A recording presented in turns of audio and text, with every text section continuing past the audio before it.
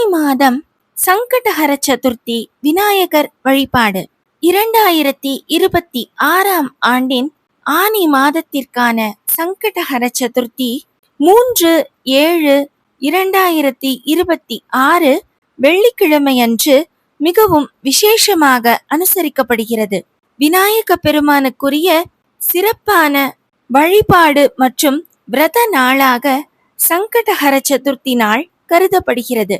சங்கடஹர சதுர்த்தி என்பது ஒவ்வொரு மாதத்திலும் வருகின்ற மிக விசேஷமான விநாயகர் வழிபாட்டு நாள் ஆகும். ஒவ்வொரு மாதமும் பௌர்ணமியை அடுத்த தேய்பிறை 4ஆம் திதியே சதுர்த்தி திதி என்று கருதப்படுகிறது. அதாவது கிருஷ்ணபக்ஷ சதுர்த்தி திதியே சங்கடஹர சதுர்த்தி என்று விசேஷமாக அழைக்கப்படுகிறது.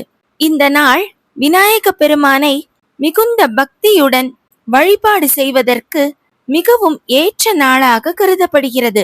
சங்கடம் என்றால் துன்பம், ஹர என்றால் அதை நீக்குபவர், போக்குபவர், அழிப்பவர் என்று அர்த்தம். எனவே சங்கடஹர என்றால் துன்பங்களை நீக்குபவர், துன்பங்களை அழிப்பவர் என்று பொருள் தரும்.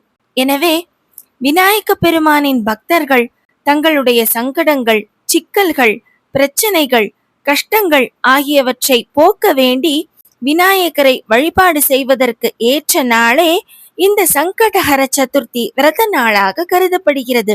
ஆனி மாதத்தில் வரக்கூடிய இந்த சங்கடஹர சதுர்த்தி விரதம் விநாயக பெருமானின் அருளை பெறுவதற்கும் வாழ்க்கையில் உள்ள தடைகள் மற்றும் கடன் தொல்லைகள் நீங்குவதற்கும் மிகவும் உகந்த நாளாக கருதப்படுகிறது. இந்த நாளில் விரதம் இருந்து விநாயகரை வழிபட்டால் நினைத்த நல்ல காரியங்கள் அனைத்தும் கைகூடும். அதிகாலையில் எழுந்து நீராடி விநாயகரை வழிபாடு செய்ய வேண்டும்.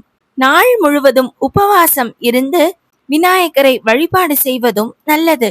அப்படி இருக்க இயலாதவர்கள் பால், பழம் போன்ற எளிய உணவுகளை எடுத்துக்கொண்டு நாள் முழுவதும் விநாயகர் வழிபாடு செய்வது மிகவும் சிறந்தது. மாலையில் விநாயகர் கோயிலுக்கு சென்று தரிசனம் செய்த பிறகு சந்திரனை பார்த்து சந்திர தரிசனம் செய்த பிறகே விரதத்தை நிறைவு செய்ய வேண்டும். இந்த ஆனி மாதத்தில் வரக்கூடிய சங்கடஹர சதுர்த்தி நாளில் விநாயகர் வழிபாடு செய்வதால் நீண்ட நாட்களாக தடைப்பட்ட திருமணம் கைகூடும், புதன் கிரக தோஷங்கள் நீங்கும் மற்றும் குடும்பத்தில் மகிழ்ச்சி பெருகும் என்பது பக்தர்களின் திடமான நம்பிக்கை. சங்கடஹர சதுர்த்தி நாளில் விநாயகருக்கு அருகம்புல், மோதகம், வெல்லம், தேன், தர்பை மற்றும் திருக்கணிக்காய் போன்றவற்றை சமர்ப்பித்து வழிபாடு செய்வது மிகவும் விசேஷம்.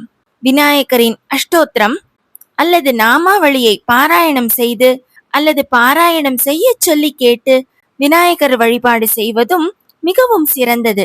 சங்கட நாசன கணபதி ஸ்தோத்திரம் அல்லது விநாயகர் அகவல் பாடி விநாயகரை வழிபாடு செய்வது மிகுந்த விசேஷமாக கருதப்படுகிறது. சங்கடஹர சதுர்த்தி நாளில் சந்திர தரிசனம் என்பது மிகவும் விசேஷமான வழிபாடாக கருதப்படுகிறது. மாலை நேரத்தில் வானில் தோன்றும் சந்திரனை பார்த்த பிறகு விநாயகருக்கு நைவேத்தியம் செய்து சங்கடஹர சதுர்த்தி விரதத்தை பக்தர்கள் நிறைவு செய்ய வேண்டும். சந்திரனை பார்த்த பிறகுதான் விநாயகரை தொழுது நிறைவு செய்யக்கூடிய அந்த விரதம் பூர்த்தி செய்யப்படுகிறது. இத்தனை சிறப்பு வாய்ந்த இந்த சங்கடஹர சதுர்த்தி நாளில் விநாயகருக்கு மிகவும் சிறப்பான பெயராக ஏகதந்தன் என்ற பெயர் வந்ததற்கான புராண வரலாறை இப்பொழுது நாம் காணலாம். மகாபாரத காவியத்தை எழுத தொடங்கினார் வேதவியாசர். அதை இடையூறு இல்லாமல் வேக வேகமாக எந்த கஷ்டமும் இல்லாமல் எழுதக்கூடிய ஆற்றல் விநாயக பெருமான் ஒருவருக்கு மட்டுமே உண்டு என்பதை உணர்ந்து வியாசர் விநாயகரை அழைத்தார். வியாசர் முன்பு தோன்றிய விநாயகர் வியாசரின் பிரார்த்தனையை கேட்ட பிறகு ஒரே ஒரு நிபந்தனை விதித்தார். அதாவது வியாசர் கதையை சொல்லும் பொழுது சிறிது கூட இடைவெளி விடாமல் தொடர்ந்து சொல்லிக்கொண்டே இருக்க வேண்டும். அப்பொழுதுதான் தன்னால் அதை எழுத முடியும் என்று விநாயகர் வியாசரிடம் கூறினார். உடனே வியாசரும், நான் அப்படியே சொல்கிறேன், ஆனால் நீங்கள் நான் சொல்லும் ஒவ்வொரு ஸ்லோகத்தின் பொருளையும் முழுமையாக புரிந்து கொண்ட பிறகே எழுத வேண்டும் என்ற நிபந்தனையை விதித்தார். மேலும் மகாபாரத ஸ்லோகங்களை உடனே கூற ஆரம்பித்து விட்டார் வியாசர். வியாசர் சொல்லும் வேகத்திற்கு எழுத முடியாமல் விநாயகரின் எழுத்தாணி, அதாவது எழுதுகோல் உடைந்து விட்டது. பாதையில் எழுதுகோல் உடைந்ததால் வியாசர் கதையை நிறுத்திவிடக் கூடாதே என்பதற்காக சட்டென்று விநாயகர் தன்னுடைய தந்தங்களில் ஒன்றை உடைத்து அதையே எழுத்தாணியாக பயன்படுத்தி மகாபாரதத்தை எந்த விதமான இடையூறுகளும் இல்லாமல் முழுமையாக எழுதி முடித்தார். இப்படி தன் கொம்புகளில், அதாவது தந்தங்களில் ஒன்றை உடைத்து விநாயகர் எழுதியதால் அவர் ஒற்றை கொம்பன் என்றும் சமஸ்கிருதத்தில் ஏகதந்தன் என்றும் அழைக்கப்படுகிறார். இப்படித்தான் விநாயகருக்கு ஏகதந்தன் என்ற பெயர் மிகவும் விசேஷமாக சிறப்பான பெயராக கருதப்படுகிறது.